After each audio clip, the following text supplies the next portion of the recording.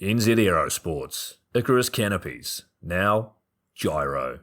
That's right, we've rebranded, and Jyro is our next generation. It honours our founder, as that's the name we knew him by, but Jyro also marks the start of a new chapter. And not to be biased, but it's going to be fucking epic. Long story short, we're more us than ever, so if you're new to the sport, or even a Sky God Ninja Turtle, welcome. I think our valiant leader Lucy, Jyro's daughter, says it best. And we still got that fuck yeah attitude. Rebrand! Woo! Rebrand woo indeed, Lucy. Anyway, head over to Jyro.com for more info and get amongst your legends. I was 19, broke, unemployed, and sold my girlfriend's canopy for drug money. So I thought I better sew her a new one. What a sentence, and what a story. This describes the humble yet outrageous beginnings of NZ Aerosports, the home of Icarus Canopies, in the words of our founder himself. From getting a paratrooper toy from his mom, watching parachutes at the DZ as a 6-year-old, jumping off the wharf with a parachute made from bed sheets, doing his first jump at 16, sewing his first canopy on a borrowed machine at 19, and starting to sell parachutes out of a garage in 1986, Paul Jyro Martin had an undying love for the sky. Our company started with one man with the wildest of spirits and a true blue sky dream, a renegade. In the time that Jyro created and ran the Icarus Canopies brand until he passed away in 2017, he pushed everything he had to its limits. We miss him, and we always will. Jyro is the next generation of NZ Aerosports. It honors our founder, of course, because it was the name we all knew him by, but Jyro the rebrand also marks the start of a new chapter, our next jump. Jyro is the space between sound and silence, art and science, chaos and calm. Jyro is a state of epic tranquility that transcends understanding. That moment, in the door, in free fall, mid-swoop, where nothing but the present exists. A perfect balance of euphoria and thrill. Jyro captures our passion for flying and our commitment to designing break-the-fucking-rules canopies that deliver pilots pure, wild flight. Coming straight from the cockpit, it's another episode of Lunatic Fringe with the fucking pilot.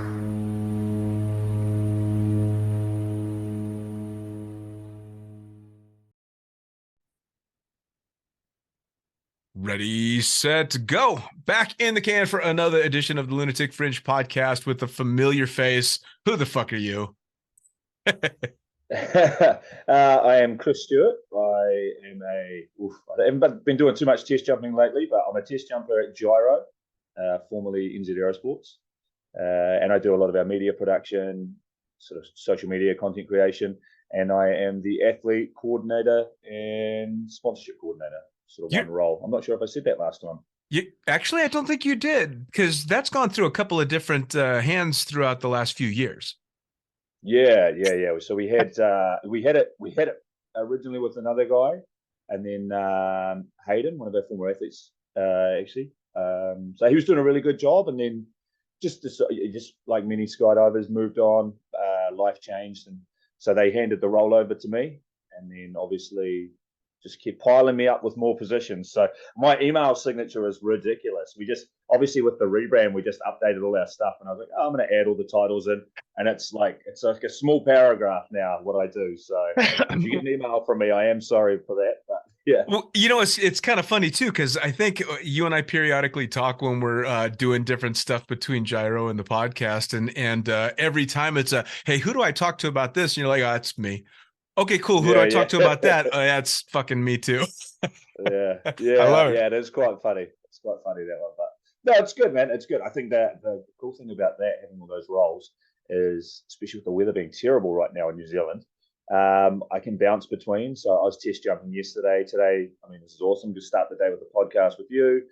And then I've got a bunch of athlete stuff I'll have to get through, a bunch of artwork I'll need to create, and then so it's a bit of diversity. It's kind of like if you're on a drop zone, instead of just doing tandems, it's nice to do AFF, outside camera. It changes it up, so Sure. keeps things interesting. Sure. Well, now, usually this is the time when I'll get you to recap. But before we stop on this subject, because you do so many things, including like graphic design and a lot of the stuff for social media, did you have training for that, or is this just shit you've learned over the years? Man, it's all just self-taught, eh? Like I used to joke around and call it the University of GY, Google and YouTube, and. Mate, University GY, how good. So I don't know. I remember when I was younger, I bought this camcorder and I just used to back in the day, the old DV tapes, and me and my mates just used to just film stupid shit, and I just would do these silly little edits and didn't really think too much of it. It was just, I don't know why I got into it. I just enjoyed it. Actually, I remember I had when I was younger, one of my things that would have killed me if I didn't find skydiving was motorbikes. And I had this little Honda. And obviously, years before any action camera existed, and I remember gaffer taping this hand cam, like, for those obviously who are just listening, and it was about the size of a couple of fists. And I just gaffer taped it to the front of my motorbike, and it was the shakiest, most horrible footage. But at the time, I just thought it was the most amazing thing. It was me like cutting through traffic, being an idiot, but I was like, this is it. This is the future. And then now, you look at GoPros and stuff. But yeah. So I know. I got that camera, and then. So I got that camera and then just started learning. I mean, I had the old Windows. I don't even remember what the editing software was, something really basic. And then just kept learning. And then, to cut a long story short, I basically got to the point where I was making a few edits for boogies and stuff like that. And then Aerosports kind of found out. I think I've touched on this in the past, but basically Aerosports saw that I was doing that. I was already a sponsored athlete. Knew that I was swooping, so it kind of went hand in hand as we want you to do some test jumping, film some stuff, and create some content for us for release videos. So yeah, it's definitely evolved over my time at Aerosports. I've learned how to use Photoshop a lot more. It's quite proficient in Photoshop and Illustrator. Nice. Not a pro by any stretch, but I still have to Google things every now and then when I'm a little bit lost. But sure. Yeah, no. So self-taught by the internet. Sure. Man, it's amazing how far you can go. I think we've discussed that as well. Just what you can learn from just Googling. Oh, absolutely. Well, I remember thinking it was actually in a recent conversation when the rebrand was happening, and I believe you used a term like we have brand marketing guidelines, and I went, oh shit, he's like fucking professional and shit over there. Mate, well, with the rebrand, one of the things that people don't realize, it's actually a manufacturer who said it, and he was quite. Rob from manufacturer was really stoked. We sat down with them before the brand and let them in on what's happening, because they were designing a lot of our swoop tops, and they were printing them. Sorry, and he was like, "Oh, it's good because the old brands with Icarus and NZ Aerosports, he was like, apparently we had 5 different yellows that he had on file." I was like, "Why do we have 5? But you should only have one yellow, the yellow and the old logo." So he was like, "Let's consolidate." I was like, "This is perfect." So the company we worked with for the rebrand gave us this brand guide, and it's good because it makes things clear, which is nice. Yeah, there's no wiggle room. This is how it is. Yeah, I mean, it's all been designed a specific way. The amount of work that goes into it, like that logo. For anyone listening, I did not design the logo. We worked with looking good in the background there. The blades. We worked with a company who they. Really cool company, and they went through this process with us and gave us a few options. And I mean, look, to be honest, there was another version, different logo that I really liked, and then Lucy chose this one. Lucy, our valiant leader, and at the time I was kind of disappointed, and now looking at it, it was such the right decision. I can't imagine us having any other logo than the. It's called an ambigram. Ambigram, yeah. Wondering, yeah. So you flip it up the other way, it still reads. So that was Lucy, who honestly, she was the one who's like, no, this is more us, and she was so right. So nice, props to her. Nice. She crushed it. Love it. Now, for those that haven't listened to our talks before, don't know too much about what you've done, give me a brief synopsis of your career up to now. I try to make this brief every time. It ends up being half the bloody talk. So I started skydiving in 2008 in New Zealand in Methven. Some of you will know the skydiving school. Used to be based down there. So I did this school there. I moved to Byron Bay for part of the course, which is your work placement. And then they offered me a job. And then through working there, skydiving, like most industries, it's all about who you know. Met the right people who became good friends, and they got me a job in Norway, in Voss. And that's really where my career kind of got propelled through being on the one call. Sorry. Through being on the one call demo team. And then, just filming, did a lot of camera work for them, a lot of stunts. And that kind of led to also, obviously, I'm very focused on canopy. I mean, if people want to go free fly, I point them in a different direction. But I'm pretty much a swiffer through and through. So I just built my skills there, traveled the world competing, fortunate enough to do some really cool demos, be involved in some really cool projects and things like that. And then got picked up by Jyro Sports as one of my sponsors. I can't even remember now, years ago, before Petra. And then, they snaked me, and then, well, not snaked me, they picked me up and luckily gave me a job. And it was only meant to be part-time to begin with. And then I remember after my first summer, Attila was like, so you're coming back. And at the start of that summer, he was like, oh, we don't know how much work we're going to have for you. And by the end of it, he was like, you are coming back. I was like, yeah. So, and I just, spent a few years bouncing between Europe and New Zealand. And then now I'm more based in New Zealand. Nice. I mean, it's been a hell of a ride. It's funny how time flies, and it does fly. I mean, I can't believe the podcast has been going on almost 4 years now, and we've been working together for 3. Yeah, when was I first on it? It's crazy. It seems like this last week. Yeah, I know, right? I remember when you asked, like, it must be time for another one. I'm like, we did one not too long ago, but I don't know what it is. As you get older, the years seem to accelerate. They do go by. So obviously, it's been a nice journey for you. You've had great opportunities along the way, and there's been a lot of change. But I remember in our first conversation, there was definitely a wild side to Chris Stewart, and now it's this kind of business side guy. I mean, do you look now and do you see that transition now that you're getting a little further in your career? Do you look back and go, fucking hell, I can't believe? I think, man, I think I recognize that I've changed. I still, at the core, think I'm me. I'm still willing to do, I wouldn't say stupid things, but I'm still willing to push the envelope. However, I am definitely more, my roles now in the way I've diversified in the industry. Like, don't get me wrong, I loved jumping every day and it was awesome. But I mean, that shit is hard on your body. I think you can be a test. We were just talking about your road, like our injuries, dual shoulder injuries. So when people ask me about it, I think I say I want skydiving to be a part of my life for the rest of my life, but I don't want skydiving to be my life for the rest of my life. So I like having things outside of it. I like that I can take little breaks now and come back to it.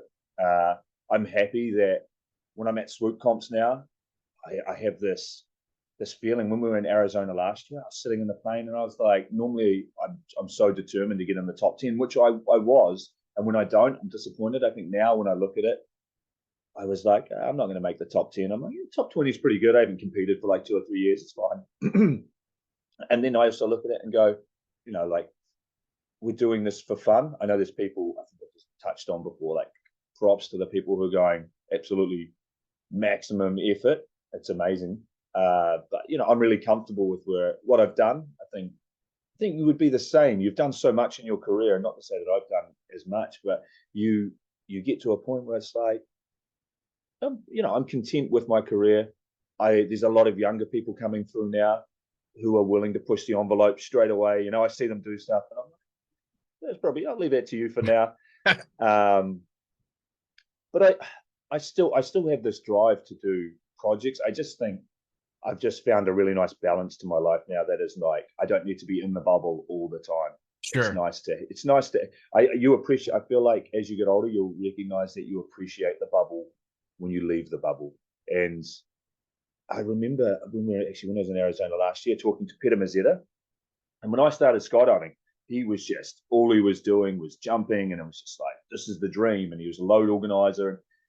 Awesome dude, awesome skydiver.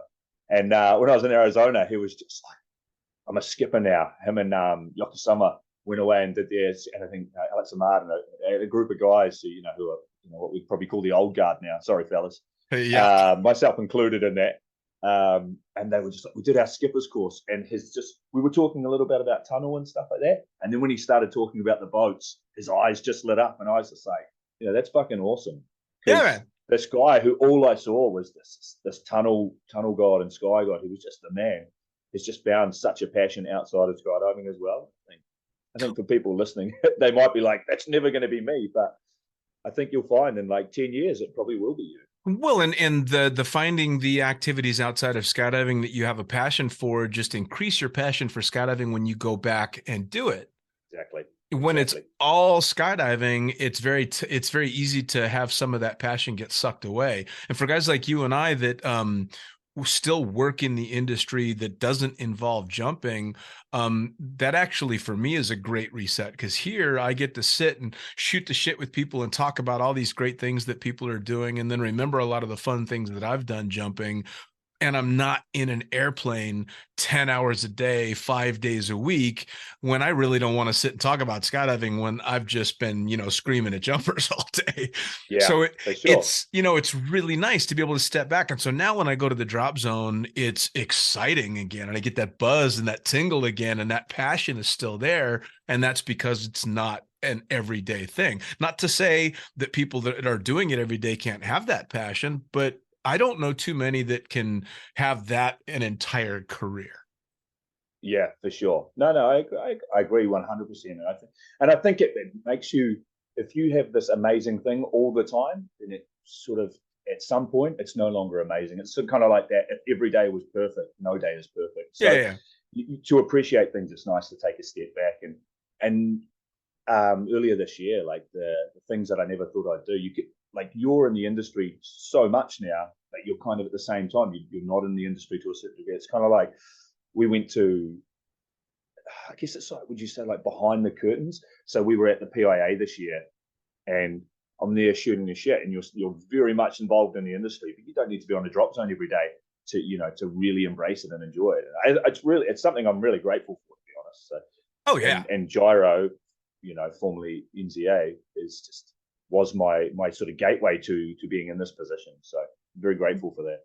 Oh, absolutely. Well, and it's the same for me. It's I really get to enjoy having taken a step back and like you and the PIA, you're involved in the community in a way that's not necessarily active in jumping, but you're deep in the community. And the podcast for me and my association with Jyro, because the podcast has done so well with them, has allowed me to meet and talk to and converse with people that I probably never would have met otherwise. And I've met some fucking badasses getting just these incredible stories. So for me, I'm even deeper into the community, jumping less, which is bizarre. Yeah. But it's cool. It's an awesome thing to be. It's a good position to be in, especially like you say, like when you go on a drop zone now, you appreciate it, and you're probably to a certain degree in many ways more involved in skydiving now, because being on a drop zone, just doing tandems or flying, 9-10 hours a day, you're in the plane, you go home. You've not shot the shit with anyone, you've not had a beer or just so this is kind of it's cool, man. It's cool. It's like I said, I think you're the same. I very much appreciate the position I'm in now, that I'm heavily involved in skydiving, but I'm not jumping anywhere near as much as I used to. Sure. So I'm probably more involved in the industry than I was when I was just on the drop zone, because you're involved in so much more stuff. So very much so. Yeah. Well, now I know you've kept incredibly busy over the last year, because the whole Jyro, formerly NZ team, just fell off the face of the earth. You guys were fucking hard to find because you were so busy, and it was funny because everybody was like, just be ready, something's coming, we can't tell you anything about it, but something's coming, be ready. And I'm like, okay, all right, cool, I'll wait. And I had no clue what was coming up, and you guys all came up for air at the same time, and every one of you was fucking exhausted but happy. Yeah, man, the rebrands. You know what? It was amazing. I was actually the project lead on it, so I was overseeing everything. Really grateful for that position again, the trust that the company put in me. I said yes. I think about 2 months into it, after saying yes, I was like, well, should have I said yes to this? But no, I'm really glad I did. It's nice to challenge, to challenge yourself, no matter what industry or area you're in. So no, it was good. It was exciting.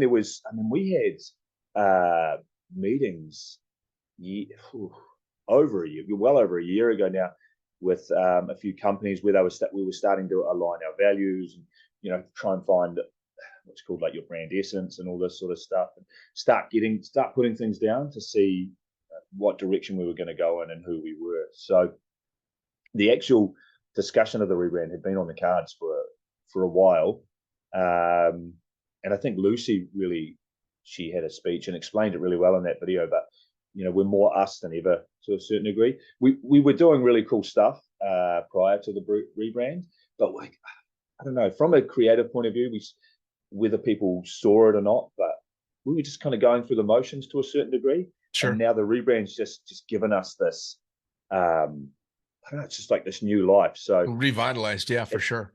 Yeah, 100%. And it's really cool because from my position as working with the athletes and sponsorship and stuff, I've gotten quite a few really nice emails from people going like, got my new swag, absolutely love it, and even they're feeling invigorated to. We're going to create more content. So excited to jump and represent the brand. So I think it's helped like a lot of people, not just us. Sure. Just to get a second wind, So, but yeah, big old job. Many moving parts. Definitely learned a lot from it. What we're not going to rebrand again.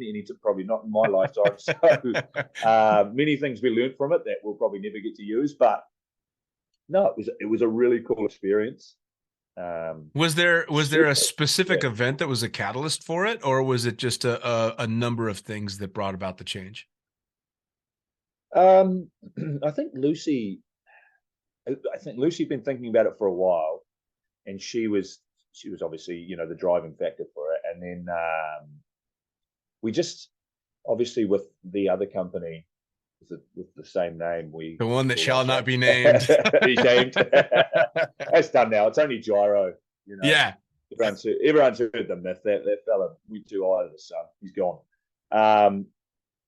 So with them, it was we just needed to sort of break free and just be us. Sure. So I think one of the lines, I think I just said it before, but we're more us than ever, which is so true. We were kind of shackled to this name, which is a huge part of us.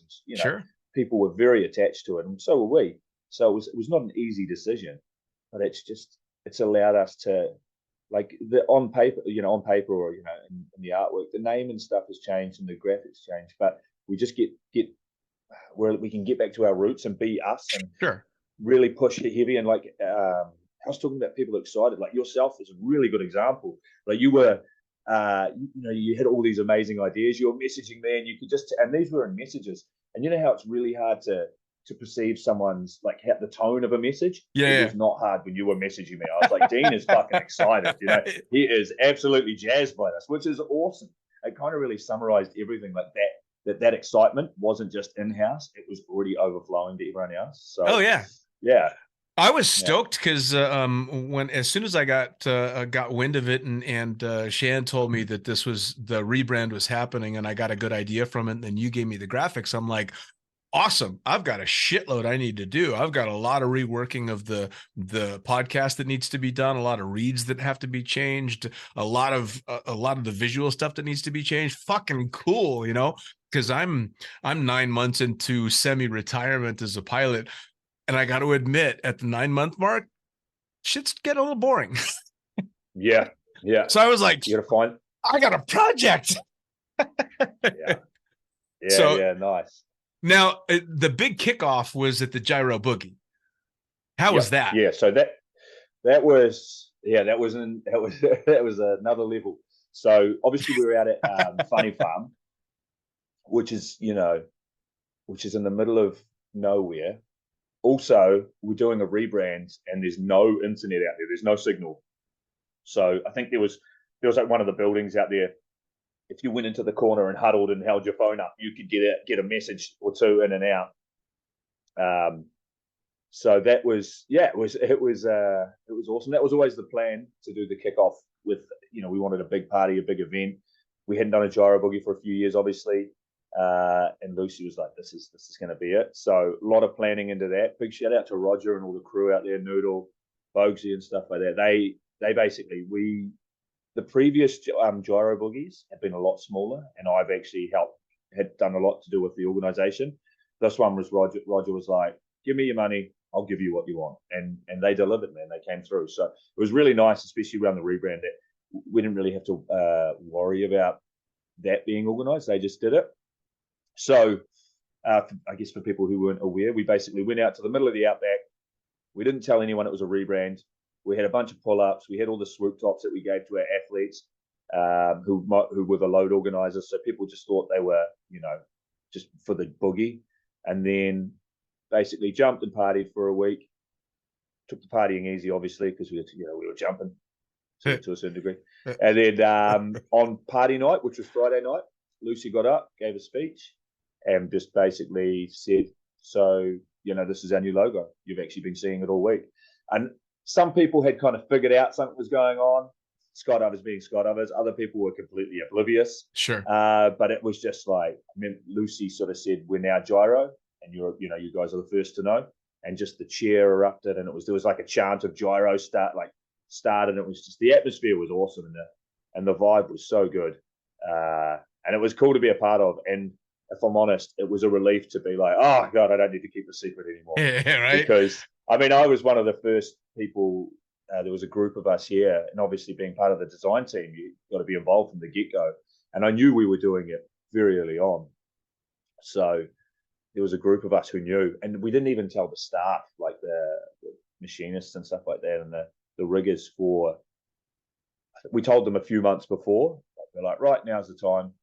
And it was just like, oh, we can talk about it in the factory, because there was a time there where, like, I'm in the office and I'm on my computer and I had all this design work open. It was like, people are looking at my monitors. They can see this big logo, and it's like, what's going on? So it had to have been a relief. Now, for those that don't know, haven't heard, haven't been, because they jump in the States, describe as briefly as you can what Funny Farm is and what kind of environment you guys released this information. Okay, Funny Farm is so it's basically Roger Mulkey and the Mulkey family own a farm in the middle of the outback in I think it's still in Queensland, I believe so. It's like 4 hours inland from Brisbane, Australia, which is on the east coast. So you basically just drive out to this farm, and they've done really good. The facilities have been updated, but basically you just camp in the middle of the outback. They fly in a few aircraft, and you just jump. You're not going to get any noise complaints. You can party as loud as you want. You can you're 30 minutes from I don't even know if they call it a town. It's basically a gas station. There's no houses around it. There's a gas station that's 30 minutes away. The nearest town is an hour and a bit away. So that's civilization. And there's a very heavy emphasis on safety, because it takes an hour for the helicopter to get there. Sure. So if there's an injury or accident or something like that. But basically, it's just a group of skydivers. You come together, and you how we were talking about the bubble. This is like the bubble within the bubble.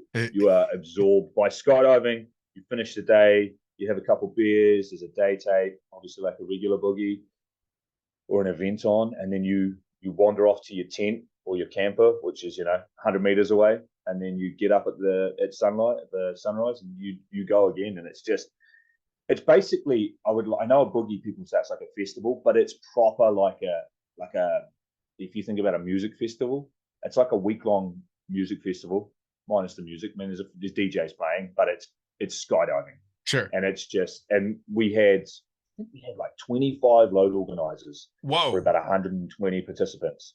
And then 25 load organizers, and these guys are awesome. Like, there's a few internationals there, like Max Mano, Matt Leonards, who's a PD pilot. Though we had him on a Petra all week, so that was good. Hey Matty, and then all the Aussies, and they were just shredding. And these day tapes, you're watching them just going like, I didn't even know you could do that. Like that seems to be defying physics. So it's just basically a week in the middle of nowhere where you are engulfed with. It's kind of like an skydiving airborne Burning surrounded- Man, yeah? It's a commune. Pretty It's much, it's yeah. a retreat. Yeah, that's a really good way of describing it. Nice. Now, pre-podcast, I'm not sure retreat. Yeah. Well, maybe a recovery at the end of it. Yeah, Now- yeah. Pre-podcast, you were telling me you were doing some pretty cutting-edge swooping yourself. What do you mean? Out there? Or Some about toggle whipping a Petra. oh no, I wasn't toggle whipping it. No, so Kurt Bartholomew, this one's for you, mate. I was running a shoulder injury, which I got from non-skydiving earlier in the year, and obviously being a skydiver, I was like, yeah, it'll be right, it'll come right, and it didn't come right, but I just kept powering through. So I actually spent my week at Funny Farm on thanks to Lee McCormick, thanks mate. Macca, he was giving me, because he has a shoulder injury as well, he was giving me anti-inflammatories, and I was getting it. I was stealing his massage gun at the start of every day, and I just basically had a little rotator cuff injury, which I lean forward quite a lot when I land, and it's how I use my rears, and that was just not really an option. So I was doing these big turns. I was trying to lean forward, and I was like, nope, not today. So I was basically swooping the pond on toggles all week. And then I think on the last day, I was like, right, I got it strapped up by the physio out there, Greg Whitehead, absolute legend, one of our athletes on Block Party. He basically sat me down and gave it this really good working, and then strapped it up, and I was like, cool. And I took one anti-inflammatory, and it allowed me to actually do a morning of proper swooping, which was nice. Nice. Albeit I posted a video that was filmed by a guy out there, Trent, who was just shooting, who was filming and doing drone footage all day, and he was crushing it. Anyway, that footage I just posted as a reel a week ago, and that video is just me doing a carve and dragging the water. Some people might have seen it. And that what it doesn't show is after I flare and he turns the camera off, I'm basically like hanging over, holding onto my shoulder, and I was like, it was worth it. It was worth it. So yeah, so I couldn't really use the rears, so I just kind of gave up. I was like, yeah, I'm going to toggles, which is funny because obviously I'm known as being a swooper, and I got out there and people expect a certain level of swoop from you, and then they just see me coming in on this Petra, and I just go to toggles, and they're like, what's up with Chris? It's like, hey, don't worry guys, toggles are in, toggles are cool. Man, oh man. Well, it's funny. Obviously, shoulders are a common injury in skydiving, very common injury in skydiving. And I got to say, most of us are kind of idiots. And we don't give it the time that they need to heal. Again, pre-podcast, I had told you about when I had tore my shoulder, had surgery. They told me 3 or 4 months, but I had just gotten a gig at a super busy drop zone. And 3 weeks later, I was chucking drogues. Granted, an abbreviated throw every time I would throw it. And it the lazy throw. Yeah, man. And it's if I could give any advice to anybody, especially the newcomers coming up, man, oh man, let your injuries heal. You got a long time to skydive. And if you don't, you're going to be like me and Chris, soon to be you, not fucking sleeping through the night because you got to wake up and stretch and crack. And oh, fuck me, man. It was definitely not my smartest option. And I was like, Jyro boogie, I'll power through this one and I'll be good. And what's stupid was I did the Aussie New Zealand Nationals earlier in the year, and it wasn't too bad, but that definitely I was really pushing hard on, like leaning forward and doing my normal thing. And again, Macca was looking after me, and I remember very naively thinking, like, it took about 2 days for the anti-inflammatories really to sort of get to the point where I was like, no, my shoulder feels not fine now. And I remember finishing the competition, and I was like, how strong are those? How strong are those painkillers anyway? I was like, I think my shoulder's good. I think it's fine, because I finished the event with not feeling any pain. And I was like, it feels strong. It felt good again. I got back to New Zealand and I went and did one test jump, and I was like, yeah, the painkillers were definitely doing their job, because I was just like, yeah, it's worked. Yeah. So that was then. Yeah. So then I took it a bit easier, finished Jyro boogie, and had a nice holiday after that with my fiance now, Shy. You got engaged, man. Congratulations. Yeah. Cheers. Cheers. Shout out to her. Love you, baby. She's in bed sick right now, trying to nurse her back to health. Anyway, so after the boogie, I was like, right, I'm not jumping. We went to Bali, came back to New Zealand, and I was like, I'm just not jumping. And started stretching, doing more mobility stuff. And yeah, it's at a point now where it's definitely a lot stronger, but now I need to stretch it. So Nice. yeah, like you said, if you have an injury and you're young, take a couple of months off now, because in the future it's going to be years of discomfort. Oh yeah, man. Yeah. I didn't even do it something cool. I was playing touch rugby in New Zealand at the start of the year in summer, and I got tripped over and I just fell on my arm funny, and I was like, cool, didn't think anything of it, and then just made it worse and worse. It's shit on the ground, man. Shit on the ground every time. That's what gets you. Yeah. So now, speaking of the new fiance, does she jump? She does, yeah. So we met.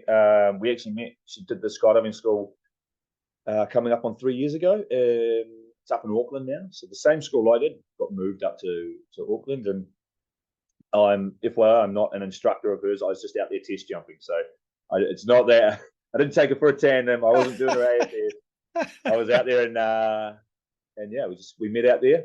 Nice. And then it's slipped into her DMs, as the kids say, and we went for a date, and then just sort of never stopped seeing each other. Dude, that's awesome, man. So, I mean, on to the next chapter and multiple facets of your life, which is really cool. Yeah. That's really cool. really happy. So I got engaged a couple of weeks ago now, and I'll tell you what, just a little insight. I had this big romantic thing planned, and it was still romantic, but part of the romantic thing was, being able to speak properly when I asked her to marry me. And she started crying, and then I started crying, and I was like, I am not maintaining this very well. Yeah. I think I just like pushed the ring on her finger, and I'm like, we're done. Let's have a drink. That's actually very similar to how mine went, although it was funny because I got down on one knee and it was in a restaurant, and I had a friend there that was helping run interference, and I do the proposal, and I had told my friend before I got down on one knee, I'm like, she's going to not be able to speak and she's going to cry. That's all that's going to happen. Yeah. I got down on one knee. She started crying. I put the ring on her finger. She kept crying. The crowd's clapping. Then they stopped clapping, and she still hadn't said anything. And I got up, and they started clapping again, and she still hadn't said anything. And my friend's like, "Did you say yes?" And she's just shaking her head, still screaming. And I'm like, "But are you?" So yeah, I feel you, man. I feel you. Yeah. So hey, it was good. It was cool. No, super cool. Yeah. One last thing about the Jyro stuff before I let you go. You guys are doing a little contest.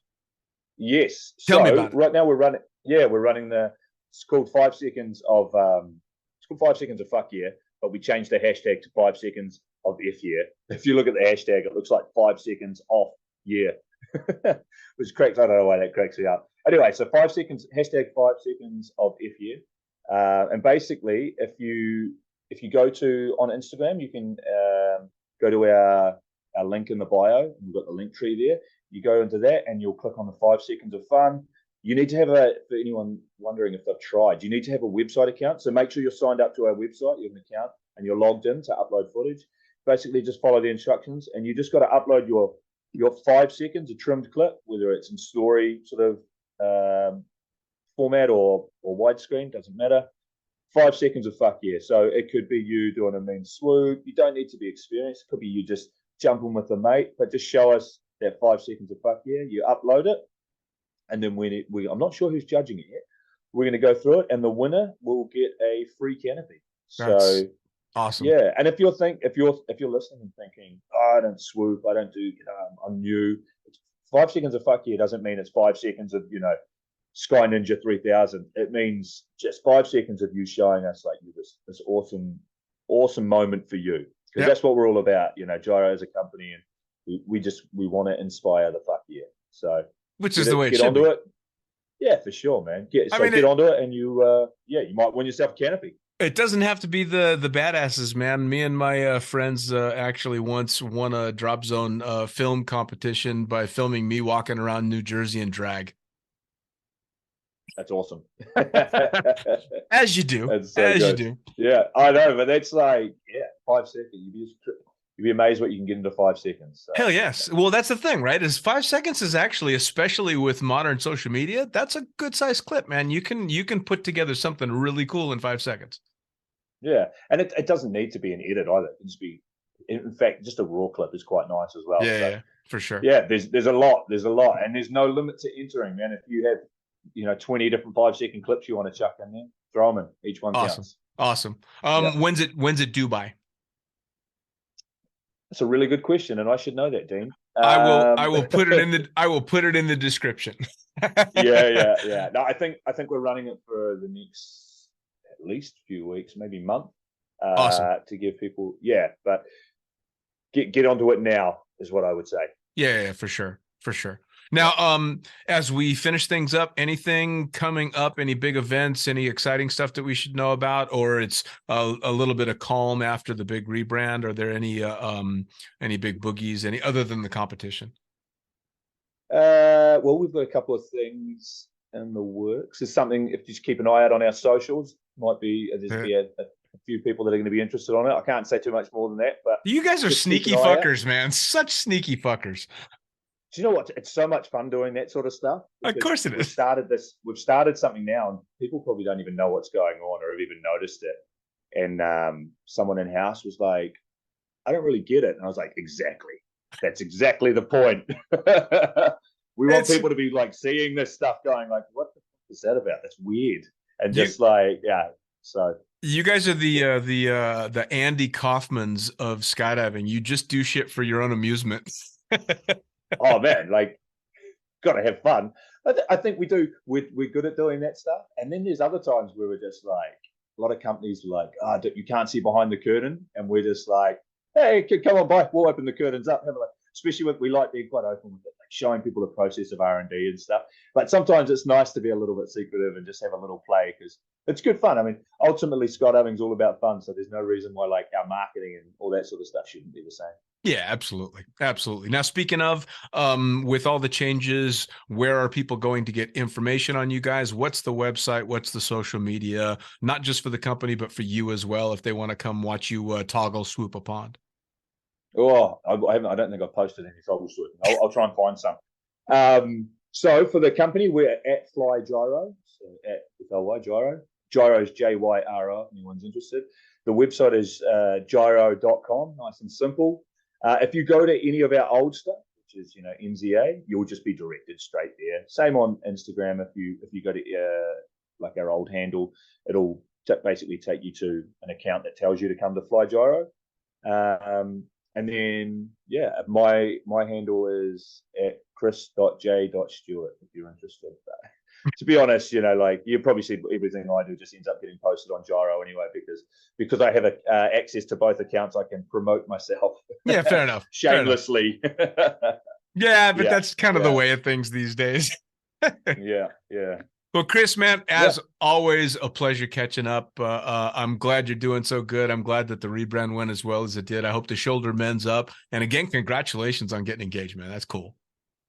Awesome, man. Thank you very much. Pleasure as always. And I guess the next one's going to roll around and we'll be a couple of years older. Yep. Something along those lines, man. Take care, Chris. Cheers, bro. Well, there you have it. Another episode of the Lunatic Fringe podcast, brought to you as always by, well, wait, not as always, actually. Brought to you now by Jyro. Formerly known as NZ Aerosports, you'll head to Jyro.com for their next level line of canopies. By Pussfoot, the Extreme Sports Collective. Head over to pussfoot.com to check it out. By Summit Parachute Systems, check out summitparachutesystems.com to talk to Jarrett Martin and the gang about kick-ass pilot rigs, rigging courses, and more. By Flyaway Indoor Skydiving, go to flyawaytn.com and check out all the cutting-edge stuff to come. By Pure Spectrum CBD, head to purespectrumcbd.com to check out their wide range of CBD products. And as for us, head to the lunaticfringepodcast.com to listen to any of the hundreds of episodes currently available, hit the link for our YouTube channel, pick up your copy of the Lunatic Fringe book or The Accidental Stripper, and get a sneak peek at upcoming guests. Once again, thanks for listening. We'll see you next time.